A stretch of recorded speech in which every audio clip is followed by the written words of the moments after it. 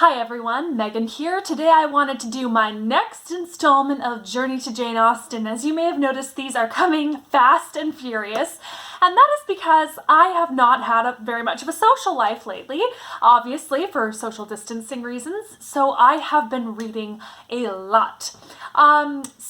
Today I want to talk about Mansfield Park, arguably Jane Austen's least loved novel.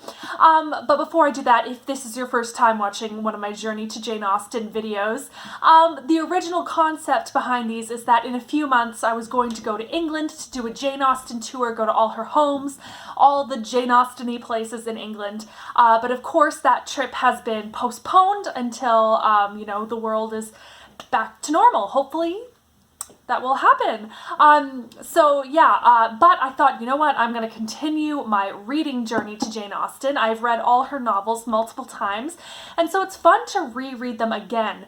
I'm also reading some nonfiction, whether that is her letters. I haven't read those yet. I've read some of them, but I will be reading all of them soon, as well as some literary criticism by John Mullen and a biography by Lucy Worsley, which I both really enjoyed.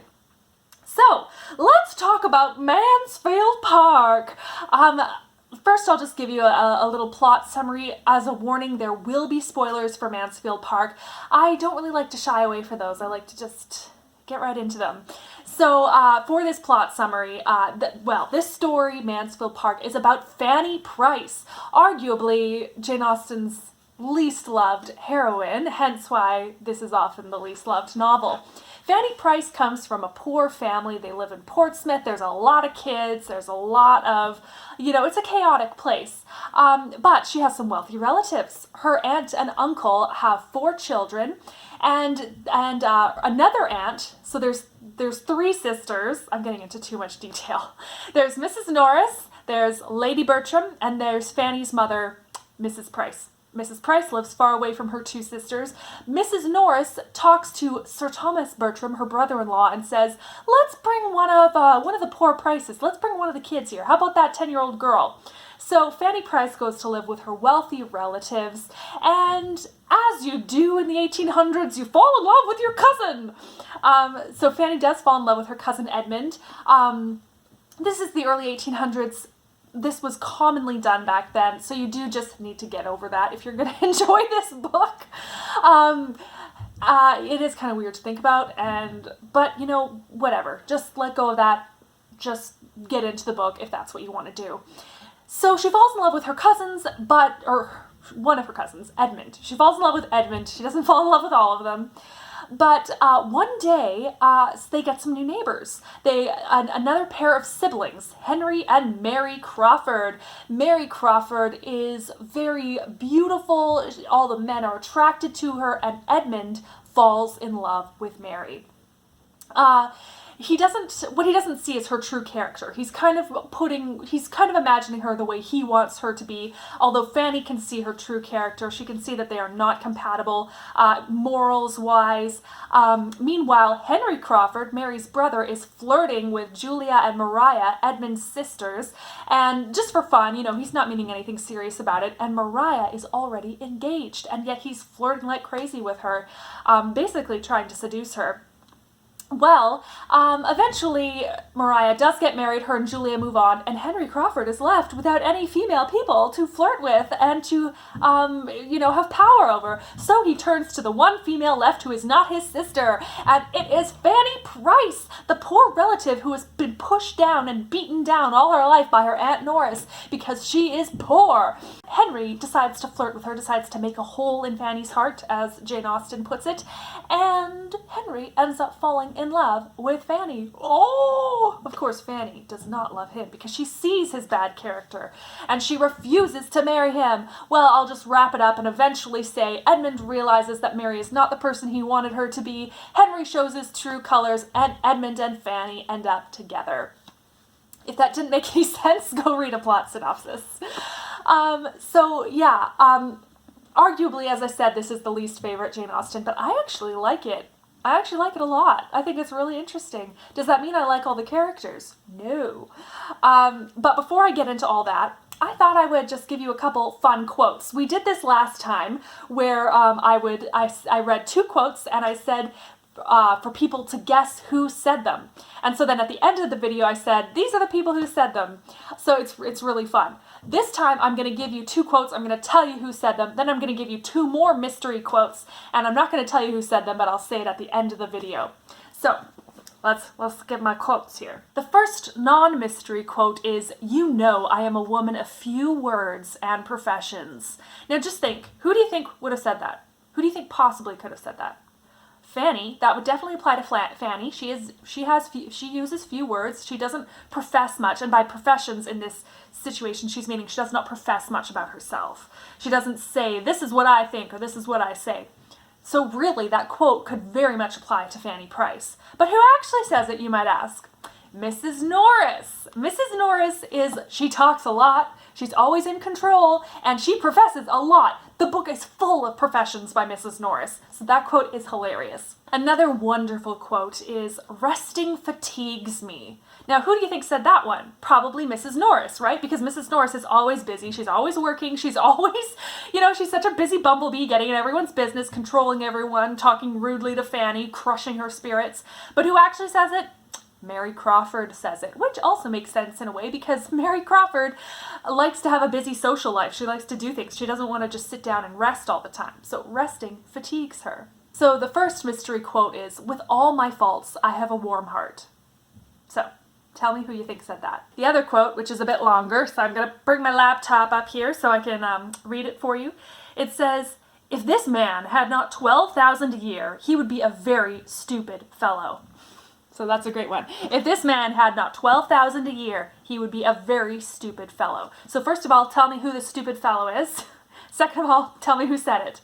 Okay, those are the mystery quotes. I will give you the answers shortly at the end of the video. So there's a lot to talk about with Mansfield Park. It's one of her longer books.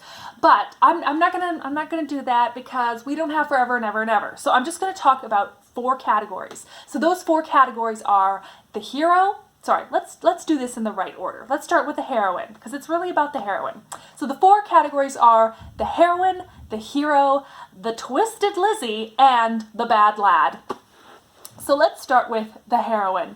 The heroine, of course, is Fanny Price, arguably, as I said, the least liked of all Jane Austen's novels. She is physically weak, she is introverted, she is shy, she is often at the sidelines of the storytelling in this book. And even though she is the most physically weak, she doesn't really stand up for herself, I would argue that she is actually the strongest of Jane Austen's heroines.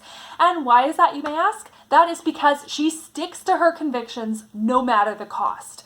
So an early example of this is when everyone is putting on a play, and this play is kind of raunchy. So you're having, well, not kind of raunchy, it is very raunchy. They are having love scenes with Maria and Henry Crawford. Maria is engaged to someone else. Henry Crawford is going after Maria, basically trying to, have as much power over her as he can, trying to seduce her and use her, and basically just have fun messing with Mr. Rushworth, who is Maria's fiance. Fanny sees all this. She is perceptive. She sees what's going on, even though others don't, or others choose to ignore it. And she is saying, nope, that's wrong. No, I will not be a part of this. No matter how they all come after her, she is the lowest in the household. She has always been told that she is nothing by Mrs. Norris. And the others treat her that way. She is unimportant. She is worthless. And we can tell her what to do. She's a servant, basically. But Fanny, she knows that that is how she is viewed. She knows that she is not their equal in society, and yet she does not give in. She says, no, I will not be part of this. She does not judge them and say, you all are terrible people and you all shouldn't be doing this. She doesn't try to get them to stop the play. She just says, no, I won't be a part of it. No. And she sticks to her guns. So good on you, Fanny. Another thing that she does is when Henry Crawford proposes to her, this is a man who can give her money, who can give her place, like a place to live, like a place in society. Like, where is this coming from? This is so, like, she would never have expected this ever in a million years. This is completely shocking to her and everyone else around her. That Henry Crawford, not only does he want to offer her all this, but he actually loves her. He actually cares for her. She could have a marriage of love. And, that was so rare back then. It was always about marrying for position and for money. She can have a marriage of love and a position and money. She can have it all. But she's in love with someone else. And no matter how many people tell her, you have to do this for your family who are poor and need you to provide for them, and you are being ungrateful by not taking this offer. You are going to leech off of us even more money and make us take care of you for the rest of your life. Well, maybe we won't do that. Maybe you'll go out and, be starving on the streets. She probably would never end up in that way, but that's what could have happened. All these things are coming on Fanny, and yet she knows Henry Crawford is not an honorable man, and she refuses to marry him. No matter how much she is screamed at and berated and coaxed and wooed by Henry Crawford, she refuses. Even after she goes home and she sees what her family is like, and she has to live there for 3 months, at any point she could say, "Hey Henry, can you come pick me up and take me back to Mansfield?" He offers her to do that. He says, "I will come, just hint, the slightest hint, and I will come get you and bring you back to Mansfield." And he's even acting pretty nice, and she's like, "Maybe I was wrong," but then she's like, no, I cannot do this because I have seen what he's like, and my uncle would not approve. So I am not going to dishonor him, and I'm not going to dishonor myself by lowering my standards to go with Henry. Even if I do end up alone, it's better to be alone than to be married and unhappy. She stands her ground. She sticks to her guns, and that is why Fanny Price is the strongest of the heroines. Is she my favorite? Nope, but she is the strongest. Okay, let's talk about the hero now. The hero is Edmund Bertram, Fanny's cousin. He is the second son, which means that he will not inherit the estate. He is going to become a minister. Now, the thing about Jane Austen is that I always used to think that I had to fully buy into all the romances of the heroes and heroines in Jane Austen, that I had to think it was the most romantic and sweet thing ever.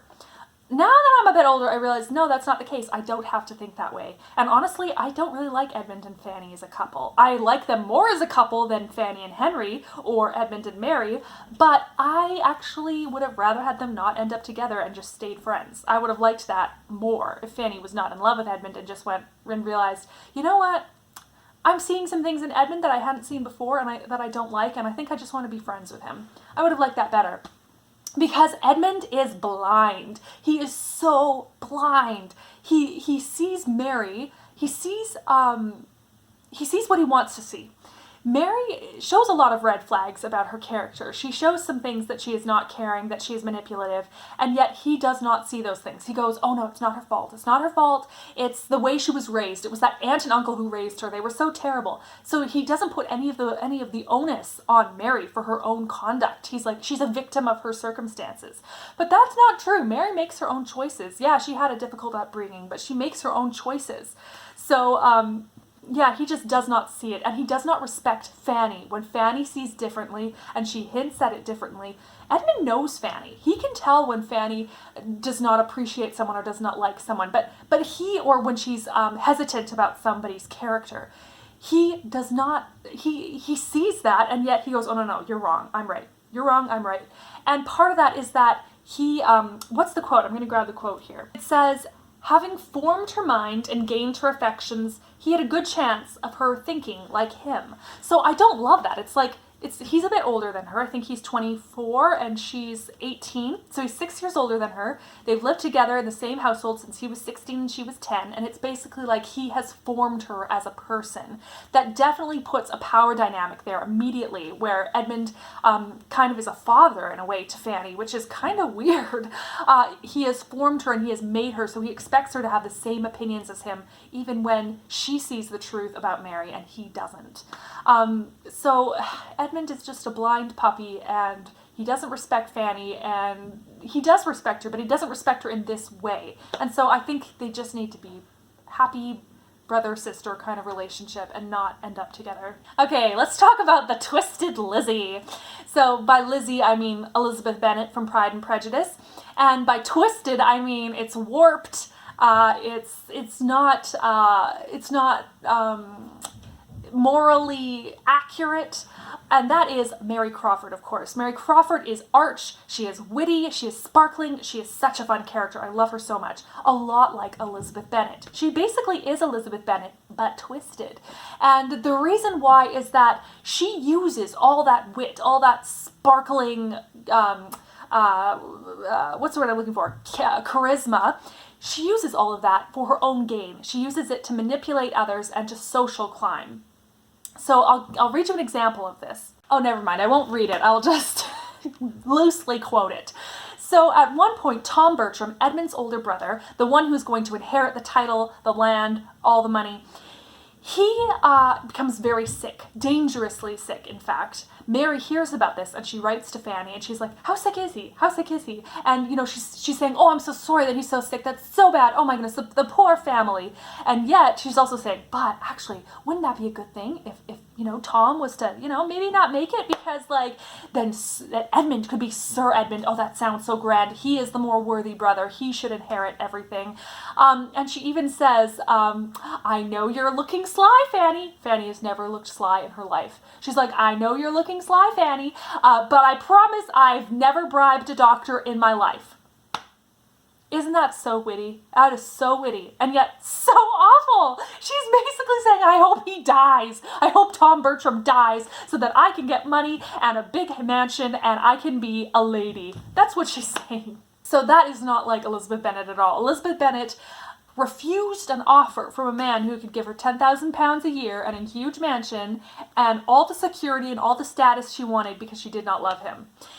And Mary Crawford is very hesitant to marry Edmund because he's a clergyman and he's poor. She doesn't want to marry a poor clergyman. She wants to marry a landed lord, a member of the landed gentry. She wants to marry Sir Edmund Bertram, not Mr. Edmund Bertram. Another thing about Mary is that she does not mind the way Henry treats women. She's like, oh, Henry, you silly boy. You're always, trying to get women to fall in love with you, and you always are flirting with them, but you never love them back. You just sleep around and you just do your thing, and you're such a funny little boy. And it's like, so she doesn't take it seriously. So that brings me to talking about the bad lad, being Henry Crawford. He is a cad, this bad lad. I'm sorry, I will stop rhyming now. He uses women for his own gain. He plays with their hearts. He plays with Maria and Julia, and he especially likes Maria because she is engaged, and he loves to make Mr. Rushworth, her fiancé, feel very uncomfortable, and he loves to kind of mess with that. Now, one thing that is kind of concerning and creepy, yeah, he's charming, great. But guys, don't buy into that charm. Don't buy into it, because he loves to have power over women. He loves that power imbalance. He says that he loves being able to command Maria Bertram's smiles. He loves that he can command her. He can do something funny and he knows that she'll smile and that she'll really love him. And Maria does fall in love with him. Julia is also totally into him, and he's flirting with her, and he's flirting with both sisters. And then when he realizes, oh, Maria's more fun to flirt with, then he drops Julia very rudely. And then when he drops her, he's like, oh, well, I don't want her to hate me, so okay, I'm just gonna try and mess with her a bit. And then when he realizes, oh, you know what, she's a lost cause, I'm just gonna focus on Maria because I love making myself feel good by her being in love with me and me not even caring about her. Maria realizes, oh no, he's not gonna fight for me. He's not gonna ask me to marry him so that I can drop Mr. Rushworth and go with Henry. She realizes, okay, I'm just gonna marry Mr. Rushworth and I'm gonna have the grand house and all the money. So her and Julia leave the house, and there's only one young woman left at Mansfield Park who is not his sister. Who do you think it is? Fanny Price. So he says to Mary, he's like, you know what? I have a new project. I'm going to make Fanny Price fall in love with me. I'm going to put a small hole in her heart. And Mary's like, oh my goodness, really? You just want to play with her? Well, don't break her heart too much, okay? Have your fun, but don't break her heart too much.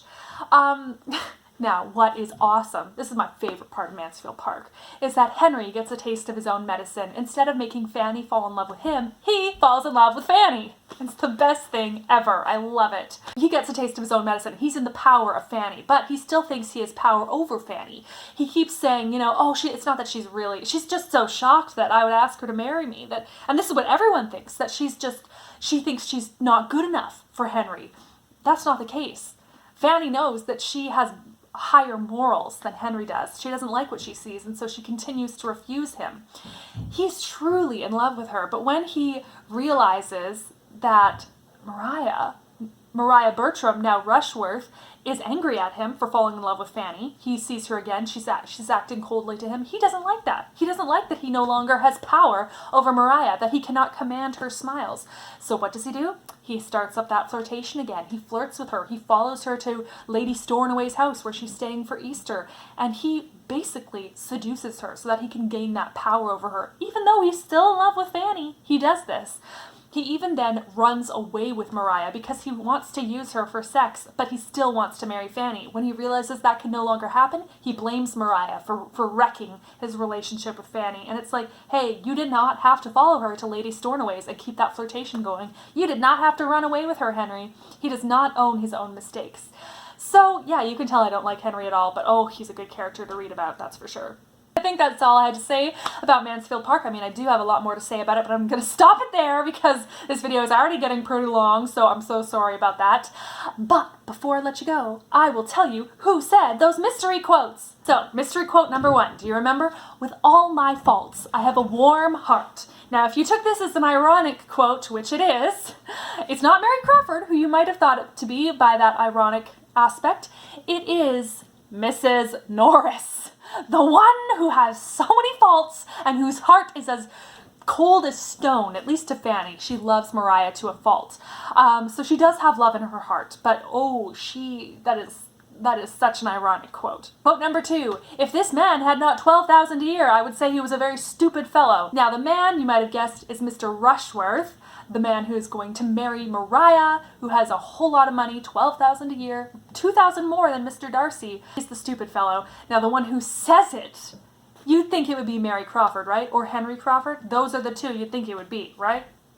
No, it's Edmund, kind Edmund, who says it. He is not thinking that Maria is making a great choice by marrying Mr. Rushworth. So yeah, that's what I had to say about Mansfield Park. If you haven't read it, I would highly recommend you do. It really is good. I really do enjoy it. So yeah, that's all for now. So may you all be filled with peace, hope, love, and joy. So take care, everyone. Bye.